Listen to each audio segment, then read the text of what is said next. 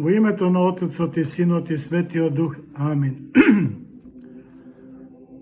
Претходно зборувавме за гревот на Адам и Ева и тоа како нивниот грев се пренесува на сите генерации.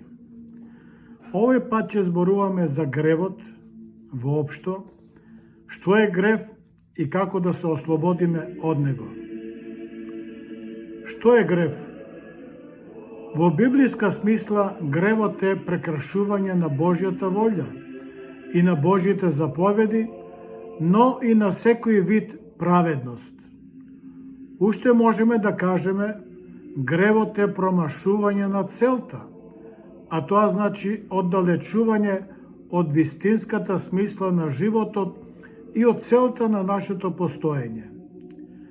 Секој што постапува спротивно на доброто, иако знае што е правилно, во тој случај чини грев. Основна карактеристика на гревот е тоа што создава оддалечување на човекот од Бога. За ослободување од гревот потребно е духовно прочистување преку покаяние и исповед. Секој човек подлежи на грев. Свети евангелист Јован запишал: секој кој прави грев го прекршува Божиот закон, зашто гревот е токму тоа, прекршување на законот Божи. Прва послание на Јован, 3 глава, 4 стих. Понатаму тој вели: ако тврдиме дека не грешиме, самите се лажеме и одбиваме да ја говориме вистината. Јован 1, 1, 8. Паднатата природа на Адам и Ева се пренесува на сите луѓе, што резултира со склоност кон правење гревови, кон грешки, себичност, прекршување на моралните закони и така натаму. Последиците од гревот се катастрофални. Посматрано богословски, гревот е основна причина за секоја врста зло, како болести, заблуда, кражби, кавги, криминал, омраза, војни, религиозна поделеност, поделба на народи, нации и други работи. Ете сега си здрав, оди и не греши повеќе, му рекол Господ Исус Христос на излекуваниот, кој 40 години страдал бил фатен. Јован 5 глава 14. Овие зборови му ги упатил Господ Христос на расслабениот, фатениот човек, што го излекувал во бањата Витезда во Ерусалим. Со нив му укажува дека неговото здравје е обновено, но го предупредува да се воздржи од гревови за да не му се случат полоши работи. Гревот беше причината за општиот потоп во Стариот Завет, потоа за содомското зло, за верските војни и насилствата, потоа на било кој начин уништувањето на деца и така натаму. Гревот е причината за војните во светот, за страданијата на луѓето, за појава на сите јазици, глад, неверство и слично. Лични гревови. За разлика од прародителскиот наследениот грев од Адам и Ева, секој човек поединечно прави лични гревови. Тоа се производ на слободната волја и се свесно и доброволно направени. На тој начин, ние доброволно го прекршуваме Божиот закон и ја нарушуваме заедницата со Бога, но и со луѓето. Прва појава на личните гревови се грешните дела, а тоа се кражби, клага, насилство, убиство и секоја физичка насилна појава.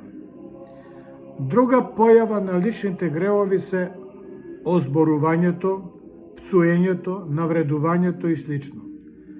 Трета појава на личните гревови се сите лоши и злобни мисли кон другите, а тоа се зависта, гордоста, алчноста. Гревот е духовна болест од која треба да се лечиме. Христос дојде да не избави од гревот, да го послушаме. Како да се спасиме од гревот? Верата е суштината на нашиот однос кон Христа. Во секој наш потфат треба да се раководиме според верата. Не според знаењето, не според познавањето на богословските науки, не според начитаноста, туку според верата. Знаењето за вера за Бога ни помага полесно да ја примиме верата. Светиот апостол Павле вели: и така верата доаѓа од слушање на Словото Божјо. Римјаните 10:17. Светиот евангелист Јован вели: но ако ги признаваме нашите гревови пред Бога, тогаш Он, бидејќи е правичен, ќе си го одржи ветувањето. Тоа значи ќе не ги прости гревовите и ќе не очисти од сета неправедност. Ако тврдиме дека не сме грешни, тогаш правиме дека Бог е лажливец и покажуваме дека Неговото Евангелие не навлегло во нас и ние не сме го примиле. 1 Јован 1:9-10. И покрај тоа што човекот преку непослушност се откажал од Бога, сепак Бог никогаш не се откажал од нас. Спасението е Божји дар преку кој човекот е избавен од гревот и од смртта. Соединете со Христа и донесен во Царството Божјо.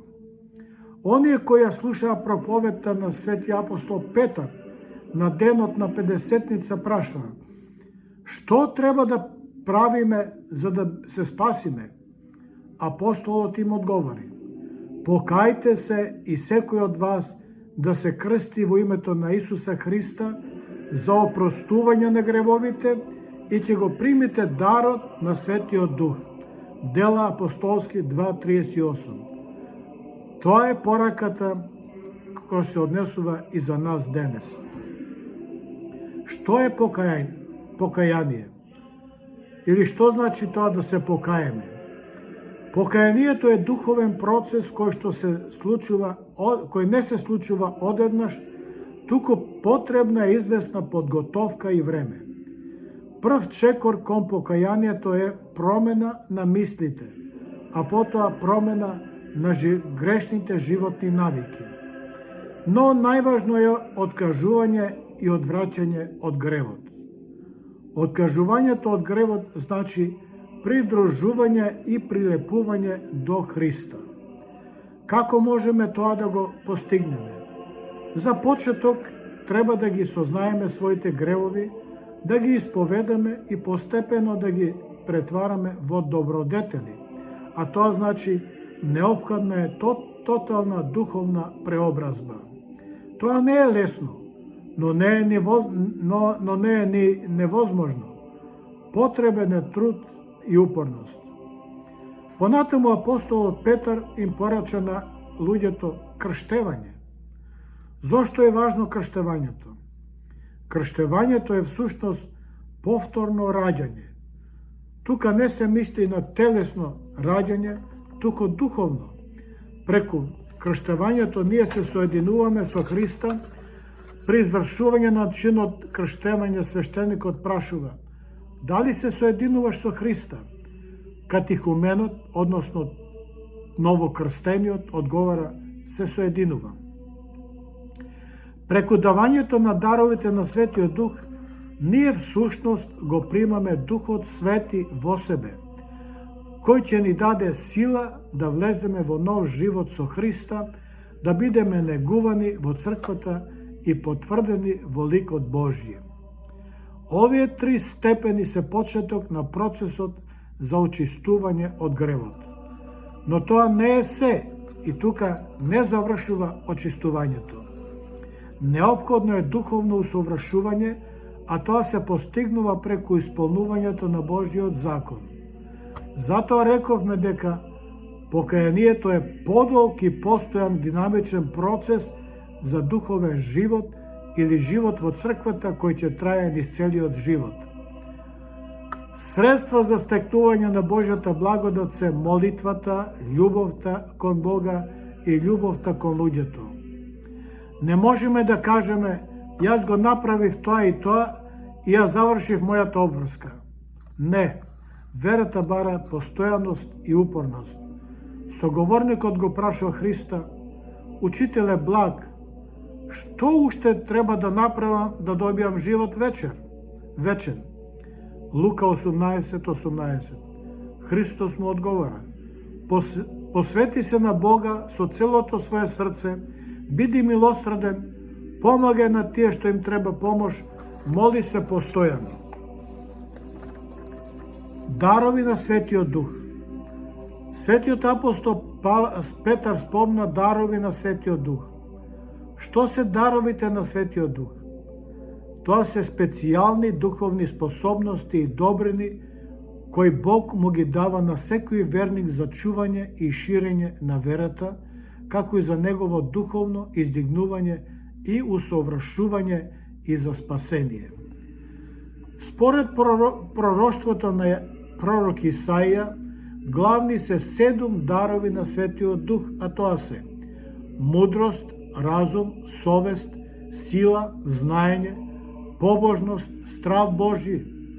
Страв Божи, дух на страв Божи не е страв од казна, туку синовска почит кон Бога, која произлегува од љубовта и желбата да не се направи грев.